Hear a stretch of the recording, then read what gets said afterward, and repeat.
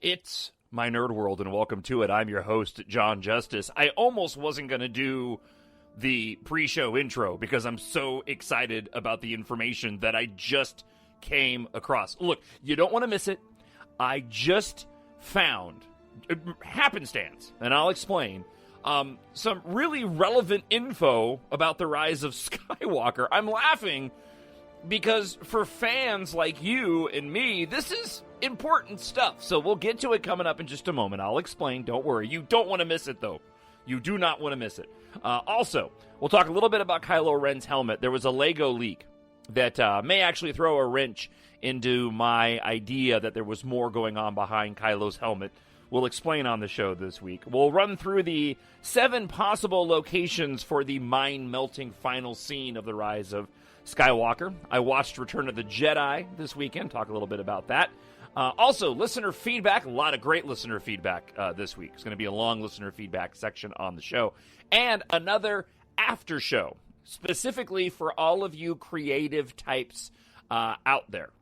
So I'll explain again at the end of the show. This week's show is brought to you by Embark, Treasure in Darkness, Book 2, the second book in my science fiction space opera series, available at Amazon.com right now. More information about that later on in the show. Let's go ahead and get into it. We've passed on all we know. 1,000 generations live in you now. But this is your fight.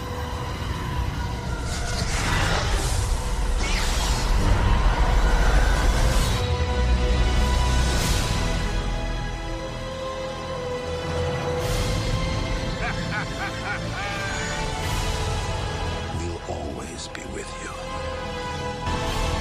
No one's ever really gone.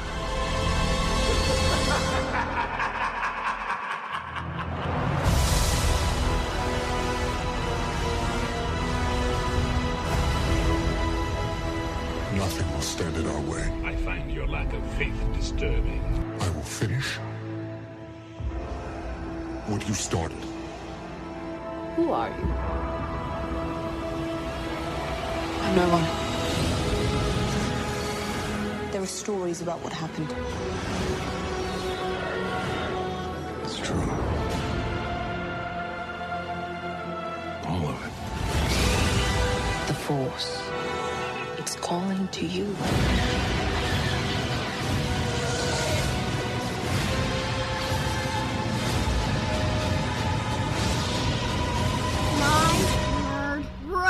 Just let it in. I am so glad that you are with the show again this week. I am your host, Jon Justice, a Star Wars podcast here on my Nerd World. And like I mentioned in the opening of the show, before the intro, I'm sitting here in my behind my desk in my office / bedroom, and working on the details of the show this week, working through my notes. I got an article here from Michael Walsh, 7 possible Star Wars The Rise of Skywalker final scene locations. A lot of listener feedback this week, like I mentioned before. But there's not a lot of news out there, and not even on sort of the leaked front. We do have a Kylo Ren Lego minifigure that got leaked that we'll talk a little bit about, because that may or may not answer some questions about the relevancy of Kylo's helmet and whether or not he wears it. So I'm looking online and making sure I'm not missing anything new that might have broken. And I'm on Twitter, and I've got my feed up in my Twitter feed for the rise of for the rise of Skywalker. And there's a video that got posted like an hour ago, and it's an update on the recording of Star Wars 9: The Rise of Skywalker. So you'll see why I'm laughing.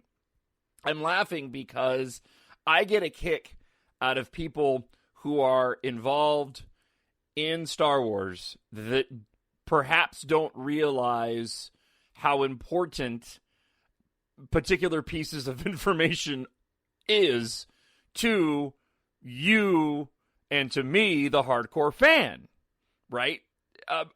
This is one of those moments. So this is an interview. This was done by Scoring Arts, scoringarts.com. You can find them on YouTube. It's a YouTube clip. It's an interview with Scoring Arts that they had with Don Williams. Don Williams is a percussionist and brother to John Williams.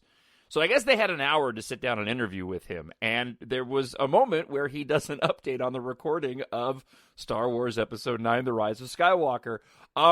Here, why don't you give this a listen and hear what... I'm sorry, I'm just laughing because there's relevant information in this that I'm honestly kind of shocked that he revealed. Here, give this a listen.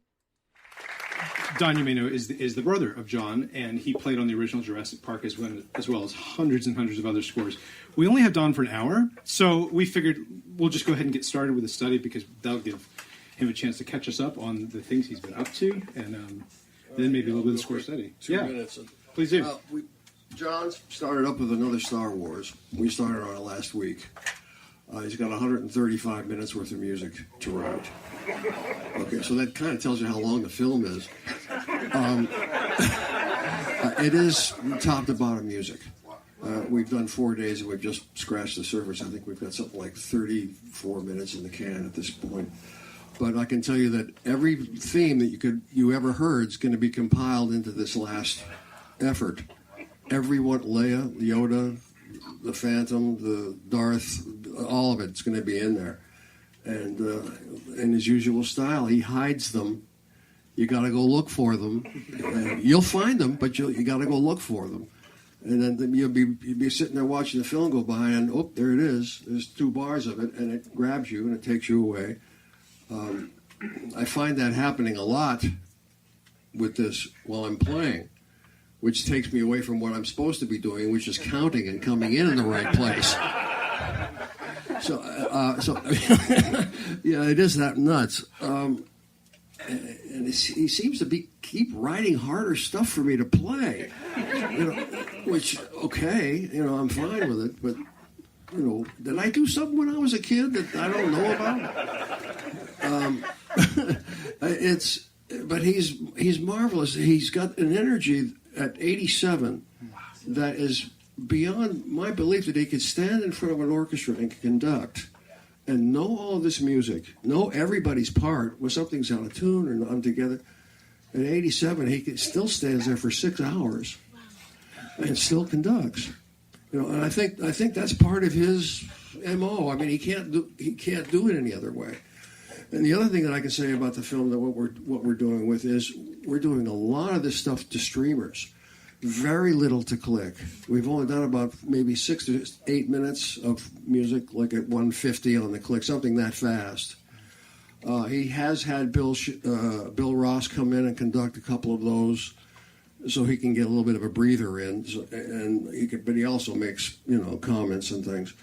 So it's going, and he's going to take a couple of weeks off, go to Tanglewood, and when he comes back in September, we're going to go at it and try to wrap the thing up in about a month and a half. It's hard. It's wonderful. The privilege of working with my own brother. He gave me Christmas. It's pretty amazing. My Nerd World. All right, so we'll work in reverse on this. First off, the last thing that he said, not as relevant as the bigger information at the beginning of what Don Williams said. But streamers versus clicks. I had no idea what this was, so I did a quick lookup. So when they're scoring a film on the screen, or they show the movie, and we've all seen this in the documentary footage, with the language of visual clues that are somewhat reminiscent of music video games like Guitar Hero or Rock Band. Before a downbeat to start a new section, a colored bar called a streamer works its way across the screen from left to right. When it reaches the right of the screen, a colored circle called a punch flashes on the screen. The system dates back to the 1930s, and John Williams' teacher, Alfred Newman, who would literally take the celluloid film and draw on it to create a streaming bar and a hole punch to make a hole in the specific frame. There is also a second system called a click track, which visually shows the beat and number of the bar on the screen. The conductor has the option of an earpiece to hear those clicks as well, which they say you can feel a little bit robotic. Some conductors prefer not to use. John Williams so I hear, says the writer in this article from bsomusic.org, is an avid opponent of using the click track system and much prefers streamers and punches that gives you visual clues, but also the freedom to phrase and push and pull with each segment. So it sounds like at the end of that interview, he says they were doing streamers instead of clicks, which is, I believe, what John Williams does already. All right, so let's back up to the other big news in what he gave out, and I'm shocked, again, that he was so open about it, not realizing, I suppose, how big of a deal it would be for the fandom, because this is the kind of stuff that the fandom clamors for, and that is the runtime of the film. 135 minutes. First off, the first question I have is he said they were scoring, he has 135 minutes of film to score. So, does that include the credits? That's really important, because as far as I know, the runtime of all the films that we have also includes the credits of the film. So, the runtime for any of the Star Wars movies, and I have them all here in front of me, that does include credits. I was not able to find the length of the credits for each film. So, if Don Williams is talking about actual film and not the credits, and the credits are usually a combination of the themes, right? Usually you have your closing end theme, and then that trails off, and then there's sort of a montage of the themes throughout the film. Average credits usually run about 4 or 5 minutes in length. I'd imagine that most of the Star Wars credits run a little bit longer. So, if, for the sake of argument, The Rise of Skywalker is going to clock in at 135 minutes, that would put it just about on par with The Phantom Menace. So, working in release order, A New Hope is 121 minutes. We're just going to go off Saga films. The Empire Strikes Back is 124 minutes. Return of the Jedi was 131. The Phantom Menace was 133. Attack of the Clones, 142. Revenge of the Sith, 140. And then The Last Jedi was 150, the longest movie. Now, if that's not including credits, you can tag on another 5 minutes to that. It's about 140 minutes. That, of course, is likely to change depending on the editing process. And as he said, as Don Williams said in the audio, they're going to be heading back in to the studio in September to wrap up their recording session. The other interesting thing to note was the comment that he made about all the cues. Saying in there that you've got everything. You got Leia, you've got Phantom, you've got Darth, you've got Yoda. Now, I don't take a ton away from that. Leia's pretty obvious. Yoda, I would imagine, probably means that the Force Ghost appears. I don't really see how you slip in the Yoda theme unless you're utilizing Yoda or there's a conversation about Yoda, right? Then he makes the comment about hiding themes. And that's going to open up a box of speculation over the course of the next week in the absence of real news within the fandom, I 100% believe. The reason being is that for those who, like myself, and like you, most likely, who look to the Reddit pages and listen to a lot of podcasts, you'll know that a lot of people will point out the themes that John Williams used and how he'll spike in little bits here and there. He does hide stuff. Now, whether or not that's relevant to the story beats, that I haven't seen anybody do. Normally, when you have somebody pointing to music, we're looking forward, we're not looking back. I would be curious to see if anybody has gone back into, say, the prequel trilogy, looked for cues that John Williams hid, and then made the connection that, yes, he was trying to say something. So, for example, with Snoke, I know there are little Palpatine cues that are hidden in that. People have mentioned that quite often. I actually think there's one when it comes to Rey as well. Somebody had mentioned that. In The Last Jedi, I don't know if I've talked about this on the show, but the moment when Luke takes Rey up the mountain on Ahch-To to begin the first lesson, and they walk into the massive open cave room before she goes and sits on the rock. As she's walking up the steps before the pond, right? The pebble pond that's there. And they have their conversation. That theme as they're walking in is one of the themes from Attack of the Clones, specifically tied to Kamino, which again, if you're going to extrapolate, there goes the sort of the themes of Rey being a clone. I don't believe that she is, but that's the kind of thing that John Williams does. He spikes this stuff in. I found it interesting that Don Simpson went so far as to say he hides these things and didn't. I wish he would, but that would be a big slip up.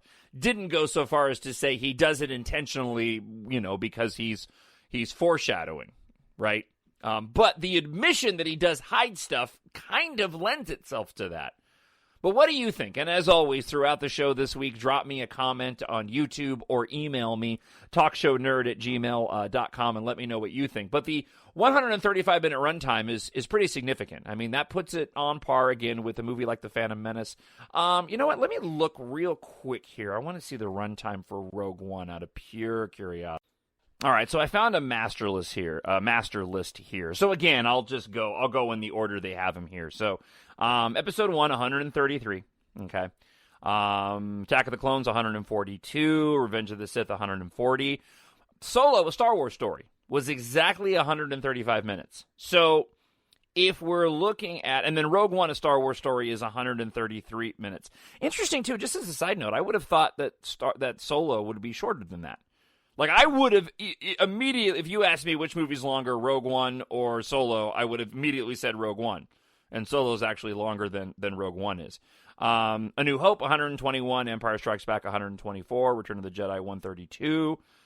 Okay, this is interesting. So here, they actually have The Force Awakens at 135 minutes. And the other article had it. Oh, interesting. All right. Okay. And then The Last Jedi, 150 minutes. So really the question comes in to whether or not that's the actual runtime of the film, including credits or not including credits. So if you're including credits, you're looking at The Rise of Skywalker being exactly the same length at the moment of The Force Awakens. If you're going to add on, you're going to tag on, say, 5 minutes, you're going to be looking at something more along the lines of Revenge of the Sith. And that's my guess. That's my, based on his comment of saying, he's got 135 minutes of film to score, I would say that does not include the credits, in which case, well, no, then again, he's got to conduct the orchestra for the credits as well. Anyways, that's just big news to be revealing willy-nilly on a video, and to me, I get a huge kick out of people who maybe don't realize that they are letting out rather relevant information to the fandom, especially when we're starved for information right now. It's funny too because I retweeted it and I made the comment, OMG, he gave away a ton of the Rise of Skywalker info, LOL. And then I had a John Williams Twitter page went and retweeted my tweet, which cracked me up. So there you go. What do you think? Especially when it comes to the themes. And again, the ones he mentioned in the video was Leia, Yoda, Phantom, Darth Vader. The Phantom one is interesting too, man. And I gotta assume he's referring to Duel of the Fates. Oh, all of it just gets me giddy at the thought of what potentially could be coming down the road. Oh, it's all just so very, very exciting. When I found you, I saw raw, untamed power.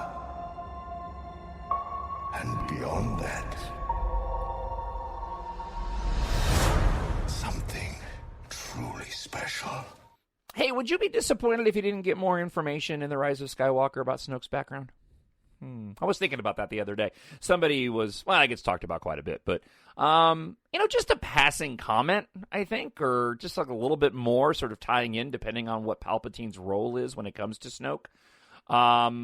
Watching Return of the Jedi, it was interesting because when Obi-Wan Kenobi shows up on Dagobah after Yoda passes away, spoiler alert, it cracks me up how quick Luke and Obi-Wan have the conversation laying out the point of view and Luke's sister. We spend so much time listening to, and I do on this podcast, talking about significance of individuals, Rey's parentage, what's going to happen with regard to Reylo, what's the background of Palpatine. And I think often, I know for me, we lose sight of the fact that a lot of this stuff is explained and can be explained really, really quickly in some fast, in a moment of dialogue. Last week we talked quite a bit about Zori Bliss and what her possible role could be in the film, and finding out, as Daisy Ridley said, what the dealio is with Rey and her parents. And it doesn't need to be something that dominates a lot of screen time. It can be done in passing while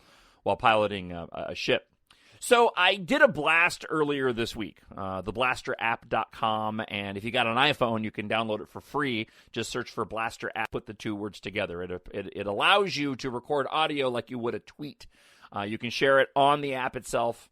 You can post it on the app itself to your timeline and your page, but you can also share it to other social networking platforms. And so usually if there's breaking news, I'll put up a blast on Blaster, and then I'll tweet that audio blast out on Twitter and post it up on Facebook. And download the app too, because you can go into my profile and you can see through My Nerd World and Jon Justice. I have 2 accounts on Blaster. Most of the Jon Justice stuff I keep to the radio show. The My Nerd World stuff, I talk about all the fun fandom, Star Wars, and my book writing, my book writing stuff. But I did a blast earlier this week about this when the Lego leaked. But the Kylo Ren and then the Allegiant General Pride Lego minifigures got leaked. They were posted up on Reddit. Now, the General Pride one, Richard E. Grant, wasn't that big of a deal. We've seen a photo of him, and it looked just like that. The Kylo Ren one, however, did have some significance. And it had some significance because it was him with the helmet. And it was labeled as Kylo Ren. And then when you take the helmet off, you've got Kylo Ren's Lego face there. A lot of people were saying, hey, he's bald. Well, no, he's not bald. He didn't put the hair back on it. Every single Lego minifigure looks bald if they're wearing some type of hat or helmet until you go and put hair back on him again. I don't think there's any way on God's green earth that J.J. Abrams would go and make Kylo Ren bald, and we haven't seen him bald in any of the promotional footage. Anyway, the significance about that is that it does throw a bit of a monkey wrench into my idea that Kylo Ren may not go and don the mask. The mask itself is the pieced together one with the red Sith glue. I'm just calling it Sith glue, right? Instead of super glue, it's Sith glue. So the Lego minifigure helmet is the reconstructed Kylo Ren helmet, and it is on the Lego minifigure. So I'm pretty sure that goes and answers the question of whether or not Kylo Ren is going to be donning the helmet at some point in time. Remains to be seen, though, when and where, right? Again, I go back to what we know of the footage. That being said, we don't know when certain events go and take place. We assume that fight from the Vanity Fair shoot of Rey and Kylo Ren standing on what appears to be the wreckage of a Death Star, we assume that's from the end of the film, but we honestly don't know that. I've mentioned many times how confused I was over the details that we had for The Last Jedi and how I couldn't wrap my head around where certain events were taking place, specifically how the Lego set had Rey on Crate when she was supposed to be up on the Supremacy, and we knew about that as well. And, of course, we ended up finding out that she took the Millennium Falcon down there. So that scene in the Vanity Fair shoot where Kylo doesn't have his helmet on may not even be taking place at the end of the film. And I'll point back again to that pendant that I've talked about from Loungefly several times that shows the artistic rendering of a helmeted Kylo Ren figure facing off against Rey with water in the background. So I still do think there's something up with the helmet, but the Lego minifigure would seem to indicate that, you know, if that's canon, that Kylo Ren does put the helmet on at some point in time. That's about it in terms of the leaks. Things are really, really quiet right now. I imagine, and I'm kind of excited that I jumped on the Don Williams audio right away because I'm fairly certain that's probably going to be the big talk this week. I imagine there's going to be many a video released talking about the 135-minute runtime and then the numerous themes that John Williams will be hiding in the soundtrack to The Rise of Skywalker, and a lot of speculation around that. And it's justified considering the fact that, as we talked about on last week's show, and we'll get into more in listener feedback, the marketing for the movie right now is so nil. We don't have anything to go off of, and we've got 2 weeks until D23, and everybody's just like, I hope they give us something big. I know a lot of people are talking trailer. I'm still thinking behind-the-scenes footage, but I'm a little bit surprised at how many people are thinking we may actually get another teaser trailer of some sort beyond the behind-the-scenes footage. I don't think we will. I think we're going to get something behind the scenes. I do know, and I just now remembered this, speaking of leaked information and what to expect, there was a Formula One racing business website and Twitter account that tweeted they were going to have some information about Star Wars and their connection to Star Wars and the success of the films to announce sometime this coming week. A lot of people pointed to the fact that The Last Jedi had a whole themed plane, and so they're thinking that there'll be some sponsorship when it comes to Formula One relating around the Rise of Skywalker, and so there may be some details there. There was also a tweet from a content creator in Europe, in England, who said that he was working on a sizzle reel for the Rise of Skywalker as well. So there's been a lot of sort of ancillary chatter, much like that Don Simpson video that came out. Nothing official coming out from Disney, but a lot of individuals and corporations attached to Lucasfilm and the Star Wars franchise that are saying they're working on various things, and it's just so typical that that's where we're getting all our information from and not Disney and Lucasfilm. And I really hope they prove me wrong in the marketing of all this and they're waiting for a very specific reason. We watched Endgame as a family last night, and I actually really enjoyed watching it this time around, and more so than when I saw it in the theater. Anyways, I don't want to get into the Marvel Cinematic Universe right now, but I was just reminded of all the marketing and how hyped that movie got. And if Disney and Lucasfilm's strategy right now is to starve the fandom, they're doing a very good job. In hopes that once they start feeding us a little bit of information, we're going to go and lose our collective minds over it. All right, let's go here. I had this last week, but I figured I'd save it for this week, knowing that we probably wouldn't have any major news. But Michael Walsh, and I believe he's with The Nerdist, wrote this article, 7 possible Star Wars Rise of Skywalker final scene locations. Okay, so this is going off of what Kevin Smith said when he revealed to IGN that the final shot, the final moment connecting all 3 trilogies during a visit to the production. He was told by the crew that an incredible set was built at Pinewood Studios that would melt your mind, and it's where the final scene takes place. Okay, so what Michael Walsh does is he presents his 7 different ideas of where that final scene location could be. Number 1, he says, Smith elected not to see the mind-melting set after J.J. Abrams promised he'd rather experience it in the theater. Our best guess is it will be an important, immediately recognizable place where something significant happened in a previous movie, which eliminates any of the non-film locales. For it to melt minds, it will also have to carry the emotional weight the very last scene will obviously carry. So here are 7 places that fit that description. Dagobah. Yoda has appeared in all 3 trilogies, playing a major role along the way, especially in the prequels. His hidden home among the swamps on Dagobah is where he kept the teaching and the ways of the Jedi alive before Luke trained there. It's one of the most important planets for both Skywalker family and the galaxy itself. Dagobah's history, especially its dark side cave, is also worthy of deeper exploration that could provide even greater meaning to anything else that happens there. Interesting, just a sort of little thought bubble attached to that.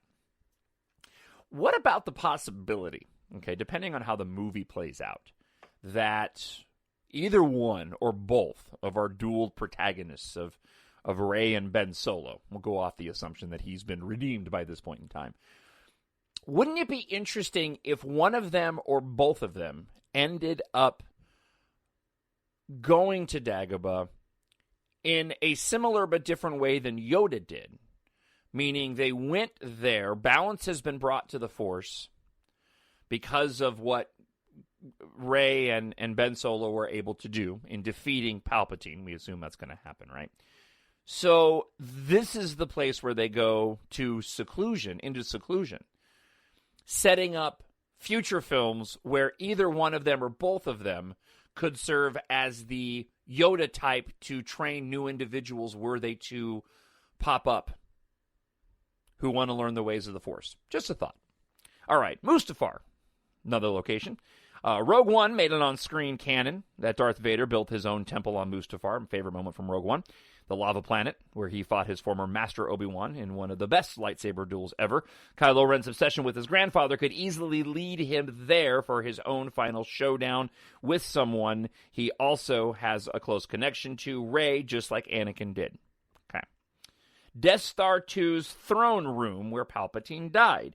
We know not only will Emperor Palpatine return in some form in The Rise of Skywalker, remnants of the second Death Star where he died will too. Luke and Vader's second showdown was where Luke's refusal to kill his father and give in to the dark side led Anakin Skywalker to regain his soul and seemingly ended the reign of Darth Sidious forever. What would be more fitting than for the entire franchise to end inside a Death Star and the throne room where the galaxy was saved the first time around? And I'm not going to sort of give you my probability on whether or not this would melt people's minds. I mean, I guess I could tell you if it would melt my mind, and probably not. But then again, if it's done right, it could. I more just kind of wanted to lay out Matt Walsh's ideas of what he thought personally, because all this stuff's really, really subjective, right? The Jedi Temple or Galactic Senate on Coruscant. The sequel trilogy hasn't made many references to the prequels so far, but one idea was raised in The Last Jedi by Luke was how long the Jedi's hubris blinded them to the rising threat of the Sith. The center of their power and their demise was Coruscant, one of the most important locales in the prequels. Whether the Jedi Temple, where generations trained and Anakin killed the younglings, or the Galactic Senate, where Palpatine became Emperor and fought Yoda. There would be a poetry to restoring peace to the galaxy in the place where democracy died with thunderous applause. Naboo's Theed Royal Palace. The Phantom Menace might not be a favorite among fans, but it does contain one of the most beloved lightsaber fights ever, the three-way battle between Qui-Gon, Obi-Wan, and Darth Maul. Let's see here. Had Qui-Gon not died, he would have trained Anakin in a way Obi-Wan couldn't. Would Anakin and Padme have ever fallen in love otherwise? Luke, Leia, and Ben Solo's family can all be traced back to Naboo, right? And the death of Qui-Gon Jinn. Interesting. Luke's home on Tatooine, the epicenter of the Skywalker family, and really the entire franchise, is the place where it all started. The small moisture farm on Tatooine, where Anakin's mother was freed and where Luke grew up, is the most important in all of the Star Wars saga. That one spot under the Dual Suns where Uncle Owen and Aunt Beru held an infant Luke at the end of the prequels, and where an antsy teenager once dreamed of leaving on an adventure at the start of A New Hope, would be a perfect, emotional, meaningful spot for the story and fans to say goodbye to a galaxy far, far away. And then lastly, the forest moon of Endor. Both the original trilogy and Darth Vader's six-movie story ended with the celebration on the forest moon of Endor in Return of the Jedi, as Luke burned the black suit and helmet of Darth Vader.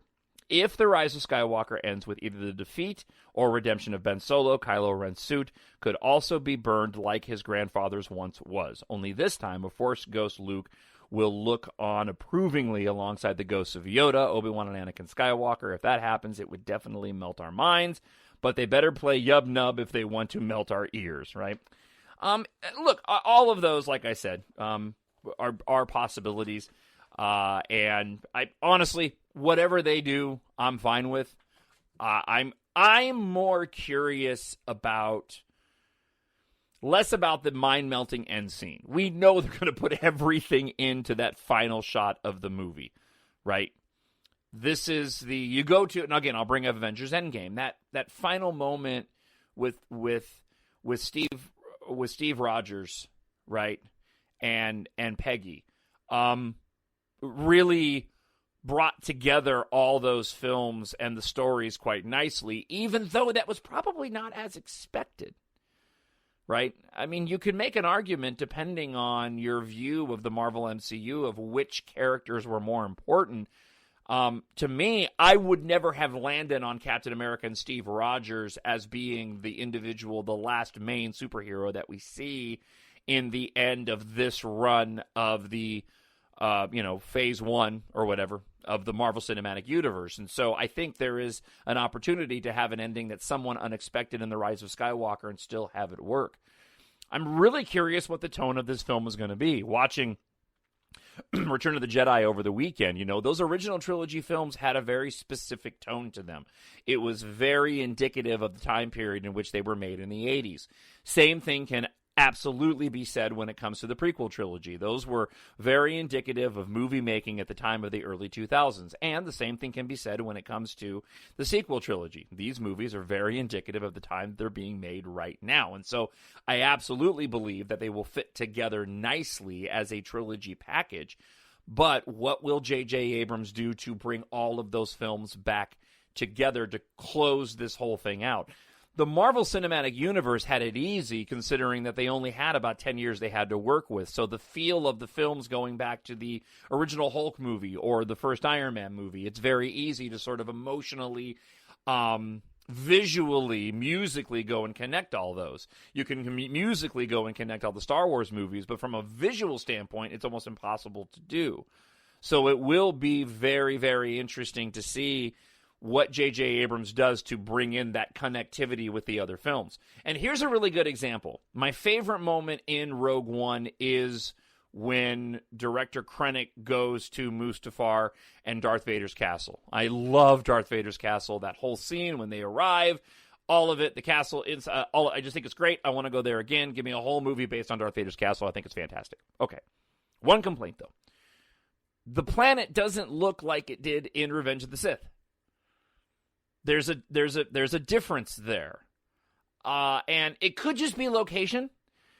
But watching Revenge of the Sith and when they arrive on Mustafar from a distance. Now, granted, when you get the shot in Rogue One of Krennic's ship coming in, we're not getting a full planet-wide shot into the atmosphere. We're getting them sort of coming through the smoke and then over the landscape. But when they come in over the landscape, the lava flows are not nearly as prominent or as bright as they were in Revenge of the Sith. It looks significantly different. Now, granted, that could just be time of year. If we're going to, sort of add our own headcanon to it, it could be location on the planet. However, in that particular moment, it did take me out of it because I did not immediately recognize it as being Mustafar, apart from guessing that there's lava flow, it must be Mustafar, but it looked different. Here's another non-Star Wars great example. The Cloverfield movies. If you watch the Cloverfield Paradox one, that wasn't very good. Spoiler alert, the last shot of the movie ties into the Cloverfield, the first Cloverfield movie, and it shows the monster coming up out of the clouds. The monster looks completely different. Now, within that universe, they're sort of making the claim that, different timelines and all this kind of rot and whatever. That being said, it does look different. So it's a little off-putting. If they include, I'll give you another example. This is a couple of concerns that I have. If they go to include things like battle droids, let's say for the sake of argument, in The Rise of Skywalker, are they going to be behaving and shot the same way they were in the prequels?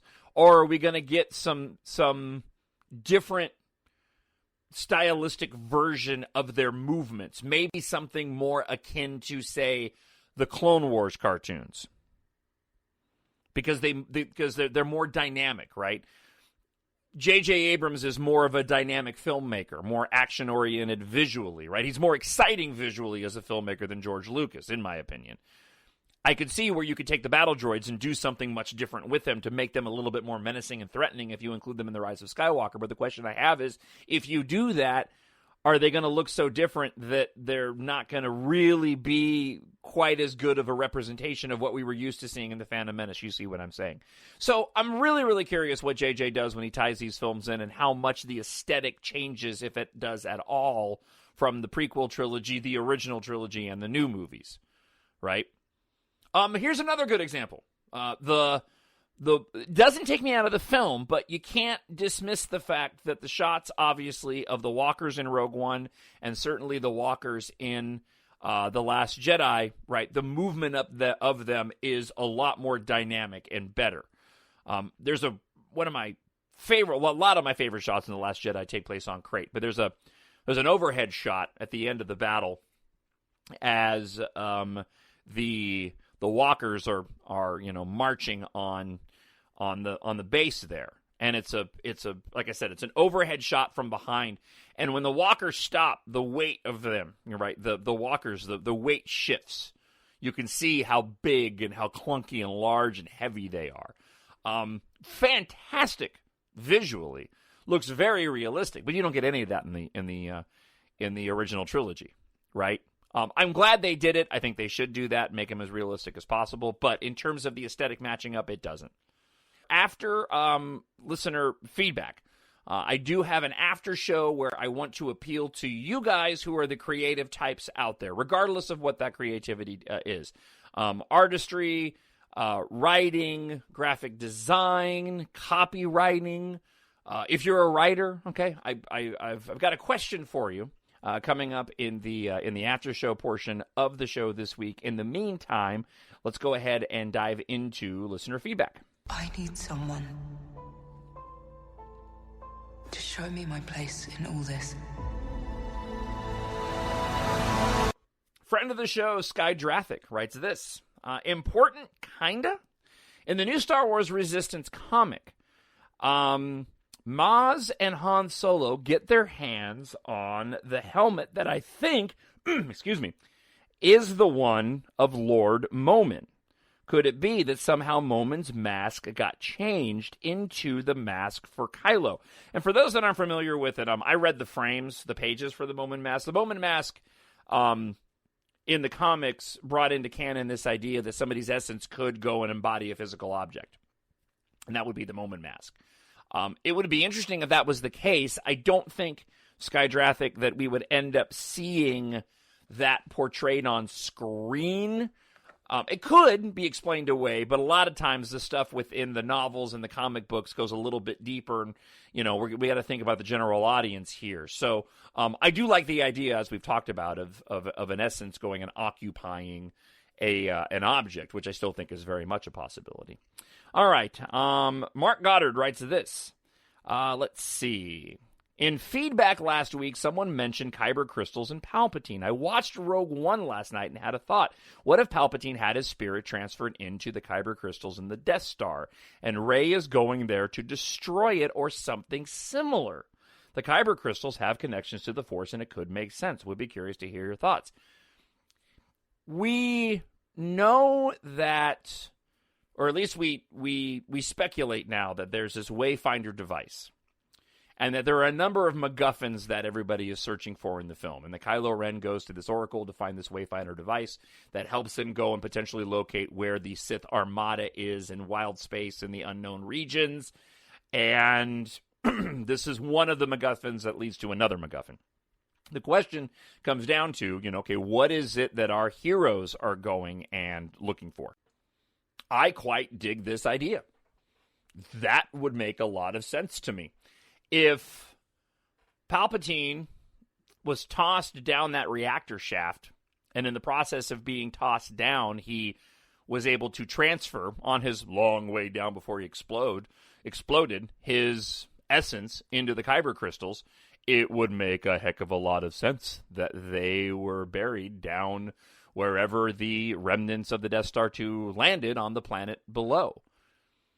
We don't know, and here's the thing, too. We don't know when it comes to the Sith Armada that's supposed to be in the unknown regions where we get the Sith Troopers from. We don't know that Palpatine's necessarily attached to that.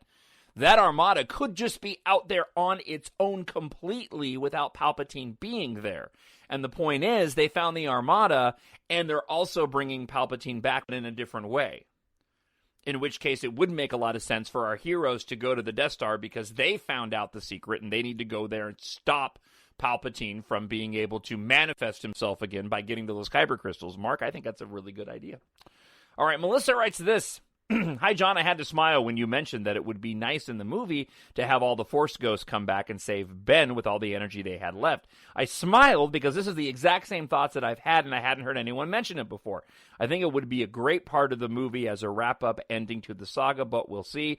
Thank you for an excellent podcast this week. I really enjoyed your collaboration with Zach. Yeah, man, if you missed the show last week, that was a fun one. I talked with Zach Weber from Knights of Vader, so be sure to go and check it out if you missed any portion of last week's show.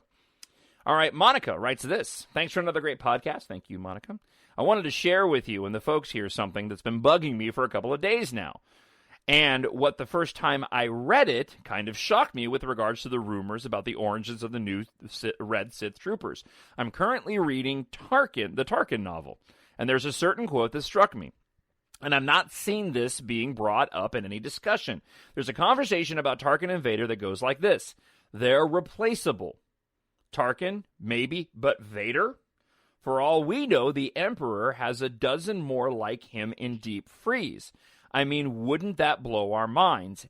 If a dozen, in fact, is an understatement, and Palpatine cloned Vader/Anakin, making a whole freaking frozen Force-sensitive army out of these clones waiting for him to awaken.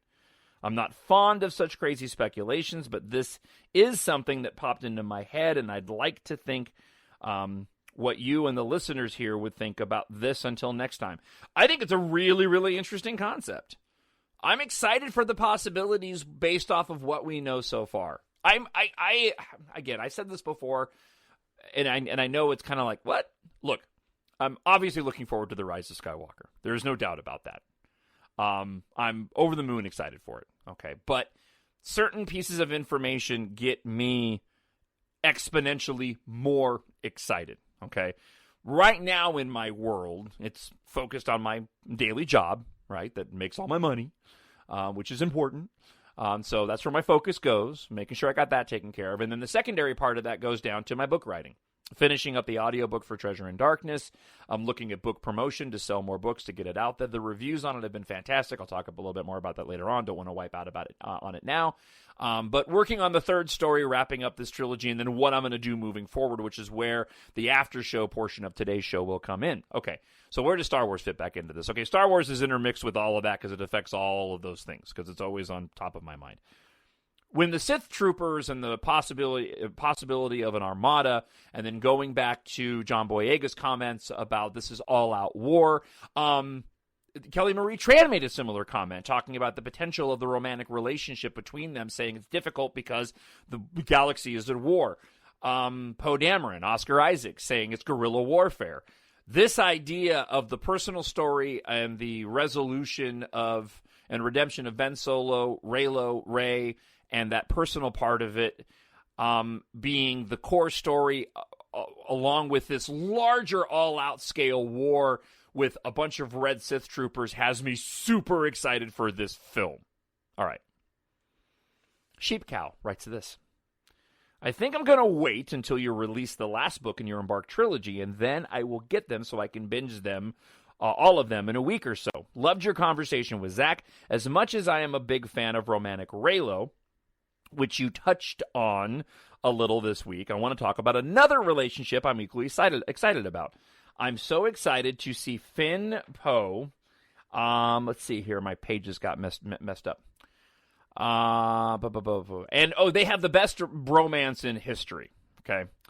These friends, I think, will have a fun adventure and send messages of what it means to be family in 9. What do you think about this dynamic, John? Anyway, awesome show this week. Have a good day. No, I'm looking forward to seeing that as well. Watching the Force Awakens recently got me excited to see those characters together again, and again, watching Return of the Jedi last night and seeing all of our core characters as they're heading to Endor got me filled with thoughts of what the Rise of Skywalker will be.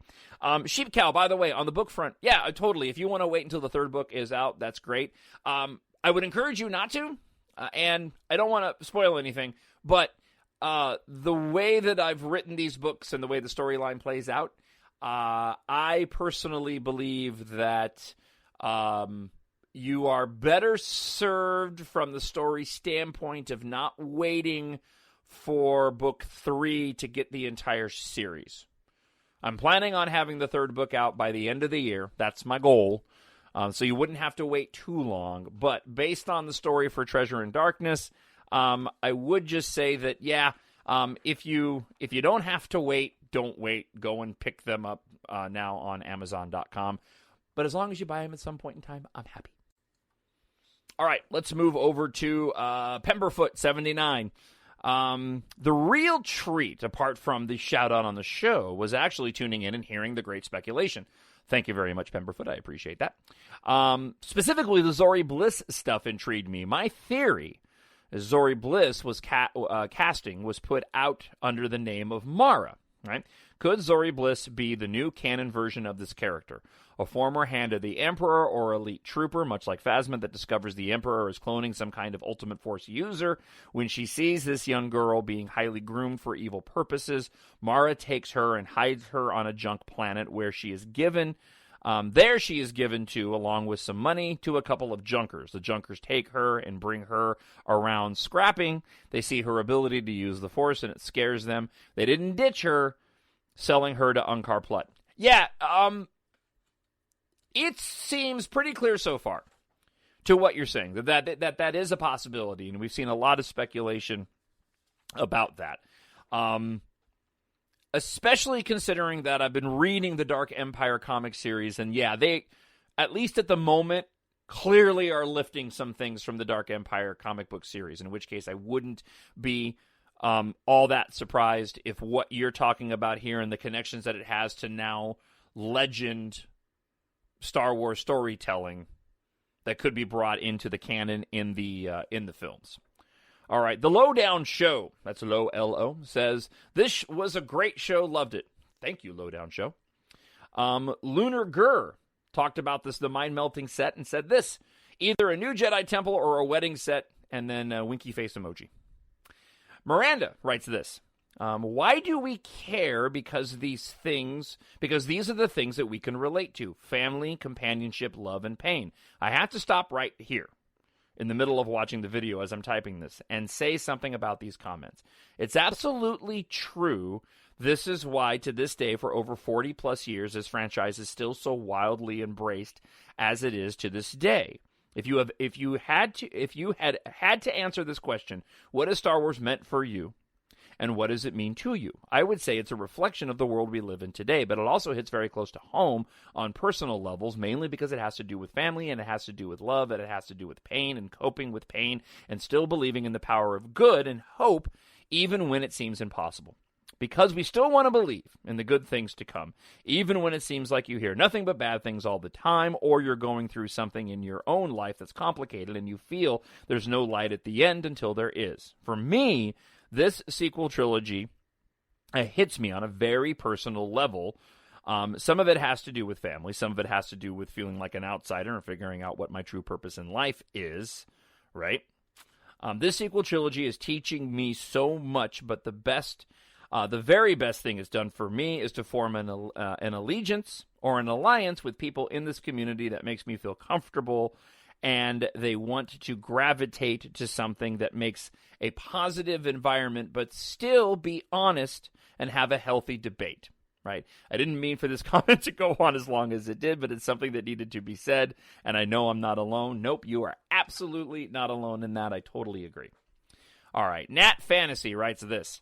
I've been listening to your podcast for quite a while, all the way here from the UK. Star Wars to me is about hope, family, friendship, love, and there's no doubt in my mind that Bendemption is happening. Right, just a few thoughts I had on the mind-melting ending. I've seen a lot of theories regarding the term Skywalker being used for the next generation of Jedi. What if, instead, this theory, Skywalker refers to something kind of a force ability that can only be achieved through true balance, something like transcending space and time. And at the end of the film, Rey and Ben use this ability to help other force sensitives in the galaxy. Could be kind of awesome. Who knows? Regardless, loving all the positive speculation. Thank you very much, Nat Fantasy. Misconduct 1 says this. I know it's hard to wait, but remember December isn't that far away, and you'll be sitting in the theater watching the credits roll before you know it, and then it will all be over. The saga will have ended. The excitement will have ended. The speculation will have ended. We'll have all the answers, and we will be left with the movies to enjoy, but those fun discussions like the one I'm enjoying listening to right now won't come again for a very long time. Let me stop here real quick.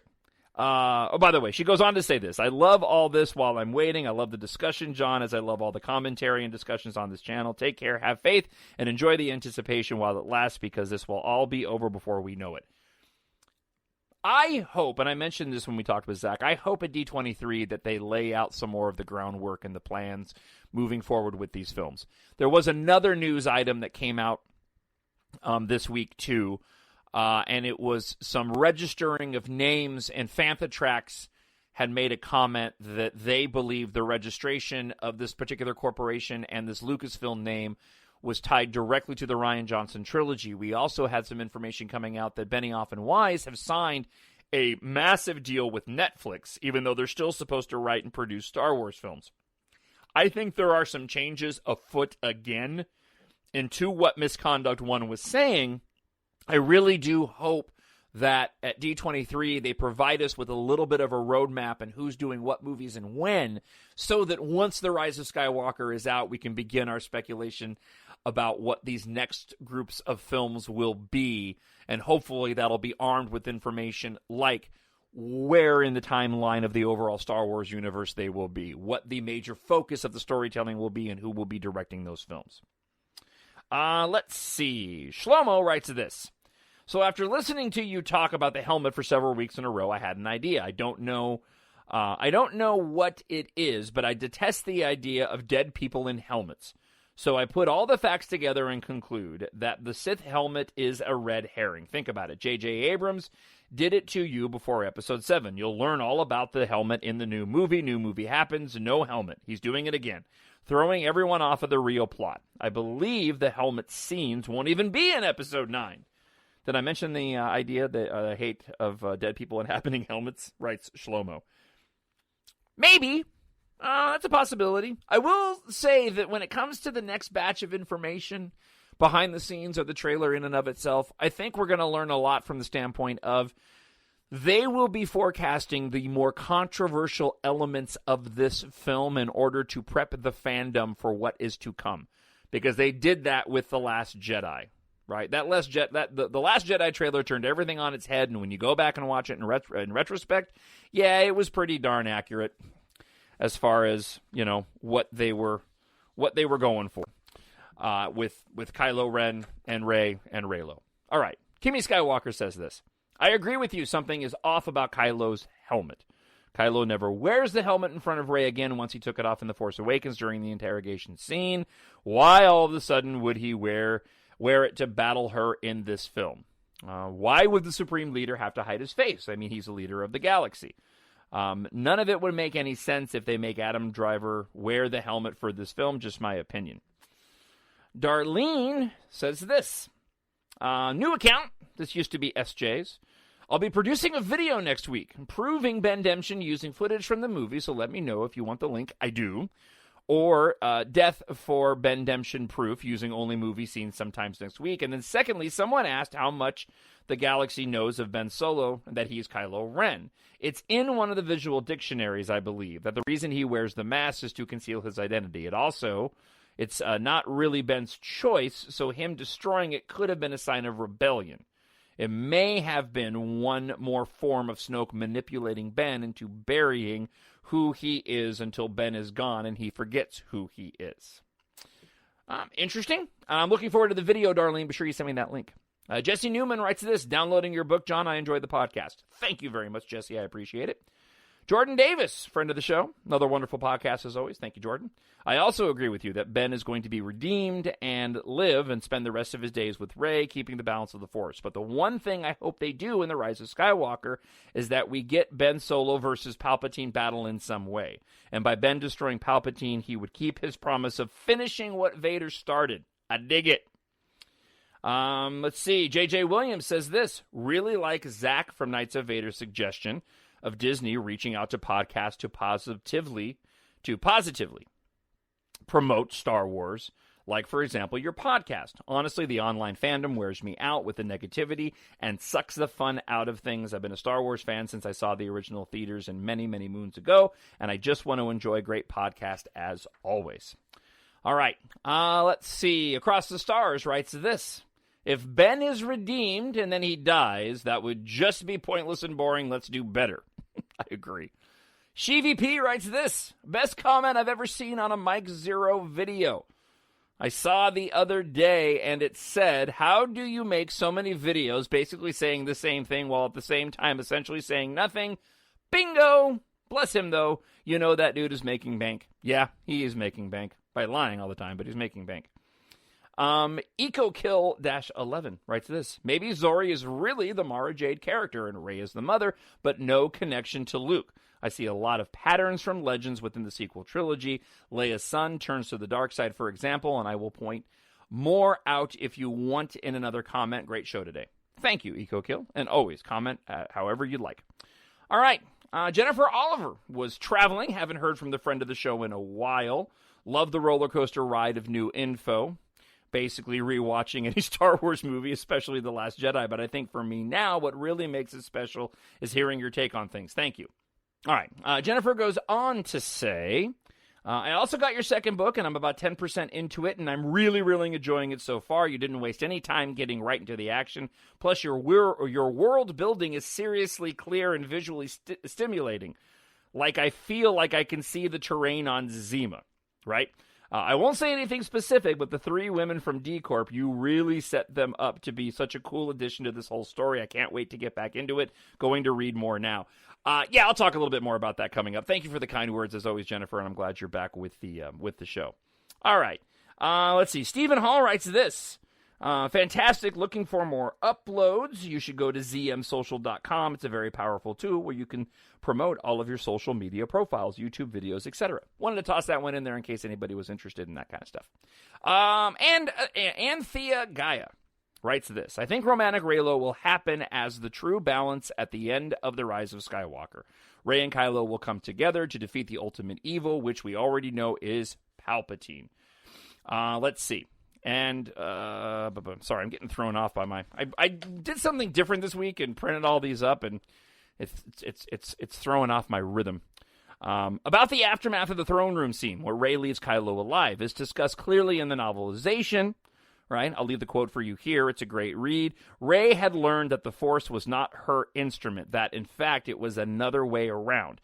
Just as Kylo was its instrument, despite his determination to bend it to his will, he would learn that one day she sensed the Force wasn't finished with him. And that meant Kylo's life was not hers to take. Whatever future she thought she saw ahead of him, Rey would wait. However difficult that would be to do as the First Order warships descended on Crate, she would wait, and the future would unfold as the Force willed. I love all this new info. I knew that the Sith troopers were Palpatines. This also means that Kylo doesn't need to be full Sith for this to make sense in the story, which goes with the statement of Rey that he wants the Sith to die. MakingStarWars.net also says that he can fully validate the leak that said Kylo has romantic feelings for Rey. I also completely agree that Disney needs to change their marketing strategy for Star Wars. There is so much they could release that would have no spoilers for Episode 9.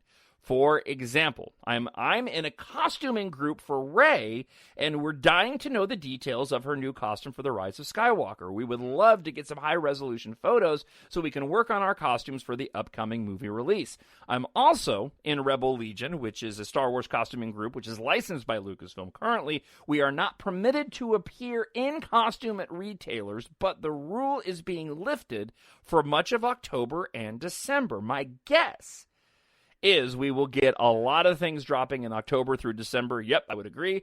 I just wish that they would space it out a bit and release things sooner. I think that would go a long way to build excitement going into Episode 9. I absolutely agree with that as well. All right, our next email comes from Hannah. Says this, just started listening to your podcast. I appreciate your commitment to positivity. I've worked in marketing and PR for the entertainment industry for almost 10 years, and I've had some thoughts about Star Wars for a while, so I'm glad you're discussing it on the show. In terms of the marketing for all the Star Wars franchise-related films, shows, and content, I've always been under the perhaps wrong impression that the overarching plan for the greater universe has not been ironed out in a similar manner to how Feige and Marvel have done it with the MCU. Kathleen Kennedy, Ryan, JJ, and the actors in the sequel trilogy have made comments in the past about how certain things have been planned for a while. Kylo's arc, Palp's return, involvement of the legacy characters, but no concrete answers on the idea of a long-term plan have been explicitly stated, at least that I'm aware of. I know that George Lucas has said that he had a broad idea of where he wanted to go with the potential sequels, but I'm not sure how much of any of his vision has been implemented in the new films. I know that they've said he was involved in many of the aspects of the sequel trilogy, but whether that was regarding the expansion of the world past the Skywalker saga, I'm not so sure. In my opinion, this possible lack of direction is one reason why there may have been such a disconnect with some fans in The Last Jedi. I believe that Marvel's tactics toward creating longevity allows them the ability to tease fans without giving much away. I agree with your assessment that Star Wars likes to operate under some mystery, but I firmly believe that if they had a clear picture for their next 5 to 10 years, their marketing team could offer up morsels in a similar fashion to what we get in the MCU, rather than citing the limited content they have at this moment. Thanks for what you're doing. You've earned a dedicated listener. Thank you. That's awesome. Also, those of us who love The Last Jedi have to stick together. Wishing you a very nerdy day, Hannah. And I can't help but wonder, like I said earlier in the show, that when it comes to D23, if we won't be getting a bit of an answer to that with how they've paused, maybe spent some time talking about it, and are reestablishing what Star Wars is going to be for the years moving forward in much more of a Marvel MCU type manner with a very clear direction. All right, let's go here. Black-Eyed Lily writes this. Just got done listening to your podcast for this week, which included listener feedback from someone who was sending you a link to an essay that covers a lot of the reincarnation theory for the sequel trilogy. This is something that has fascinated me for a long time. Whether it ends up being literally a reincarnation or just symbolic that Rey and Ben mirror Padme and Anakin, there's a lot of evidence for it. Okay. I hope you can send that link to me. And I think I may have actually covered this particular listener feedback email on last week's show, but I always appreciate from hearing from Black-Eyed Lily, and if I did, I apologize. All right, and that wraps up the show for this week. Before I let you go, I want to do a quick thank you so very much to everybody who took time out and used their hard-earned money to go and purchase a copy of the latest book in my Embark trilogy and what'll be subsequently more books in the future. For those that aren't familiar, here's the quick synopsis for the 2 stories so far, with the final book in the start of this trilogy and the start of the series coming out at the end of the year. For Embark Book 1, Taft is a daydreamer, loves his Traverse craft air and space capable ship, and he's in love. Unfortunately, his romantic intentions get tangled up in a planet-wide industrial catastrophe that threatens the future of Earth. Sint Argum is an arrogant corporate madman who covertly created an army and now seeks to use that army to gain ultimate control during the evacuation of Earth to the stars. For Treasure and Darkness, our heroes are fighting to survive and create a new way of life when a new threat emerges. Taft and the girl he loves, the headstrong Kate Amaro, once again get tangled up in the events that threaten everything they have fought so hard to save. Right now, you can go to Amazon.com, and I encourage you to do so if you haven't done so already, and pick up a copy of Embark Book 1. Ebook is just 99 cents. It's also available in paperback and audiobook. The audiobook for Treasure and Darkness Book 2, the ebook for Treasure and Darkness Book 2 is also available for $2.99 at Amazon.com and in paperback. The audiobook for Treasure and Darkness is coming at the end of the month. As a matter of fact, as soon as I wrap up the podcast this week, I'm going to go back and continue editing the Treasure and Darkness audiobook. So if you haven't purchased the book yet, You can support the show, and it is the best way. It is the way to support the show each and every single week by going and picking up a copy of Embark, Book 1 or 2, for you or a friend. It means the world to me if you haven't done so already. And again, thank you so much to everybody who went out last week and picked up a copy. We do have a short after show coming up. I want to appeal to you creative types. I'll give you more details in just a moment. Until then, we'll be back next week. Last show before we head into D23 weekend. I'll be treating that much in the same way that I did the Star Wars Celebration. More than likely, multiple podcasts covering the events of the weekend, making sure we're staying on top of it. But one more show heading into D23 the following weekend of the 23rd to the 25th. Leave me a message on YouTube. Email me at talkshownerd.com. talkshownerd@gmail.com. And also, head on over to Amazon and pick up a copy of Embark, Book 1, or Embark, Treasure in Darkness, Book 2. I really would appreciate it. Fantastic way to support the show. I'm just appreciative that you guys download every single week, and may the Force be with you. The Force will be with you, always. My Nerd World. All right, let's get into a bit of the after show for this week, and I want to appeal to you creative types. All right? For all of you creative types, whether you do art, graphic design, copywriting, CGI work, once my trilogy is finished this year, I want to do a lot more with the series that I'm writing. For those that don't know, when Lucasfilm, after Return of the Jedi, during sort of the dark years, they set out to make this creative project that became Shadows of the Empire. And the idea behind Shadows of the Empire was that it was going to be everything but the movie. You're going to have a book. You're going to have a graphic novel. There's going to be toys around it. You're going to have a soundtrack. Everything that you would get other than a movie. Once my trilogy is finished, that's one of the things that I'm considering doing. I have some ideas for a comic book version. But what I'm looking for is that if you are one of these creative types that is looking to promote what it is you do, if you do CGI work, if you do, like I said, graphic design, if you're an artist, right? If you want help promoting what you do, then I welcome your input, creativity, and artistry. And what I'm talking about is when I go to promote my book on many social networking platforms, whether it's Facebook or Twitter, I do videos as well. I'll promote the creative content that you do relating to my Embark series. Collaborations. I am totally open. Again, once I finish the book, the first book, I had this vision of doing something along the lines of Shadow of the Empire, comic book, soundtrack, toys, everything but the movie. So, for those of you that are interested, if you're an artist and you're looking to get your name out there, you want to promote your website, you want to promote your writing, I promote the book on Tailflick. The book is up on Tailflick. Tailflick is a website where Hollywood producers can go and look at the curated list of books that have been placed there, and if they're interested in picking up and optioning the story for a movie, you can find the book there. My Embark books are on Tailflick. You can also upload screenplays.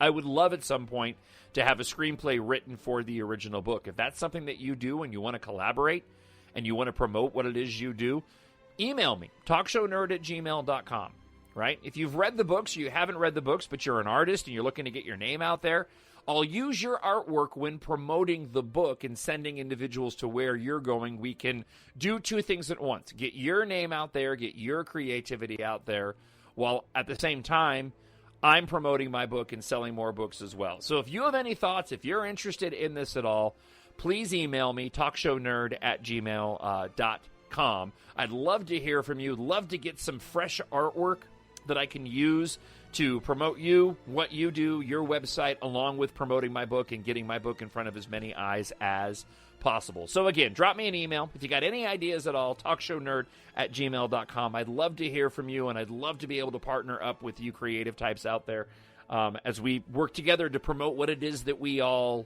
do, right? Okay, that's all I got. Thank you so much for checking the show out. Again, I hope you'll go to Amazon.com and pick up a copy of the book for either you or a friend, and we'll be back again next week. Until then, have yourself a great week, and may the Force be with you.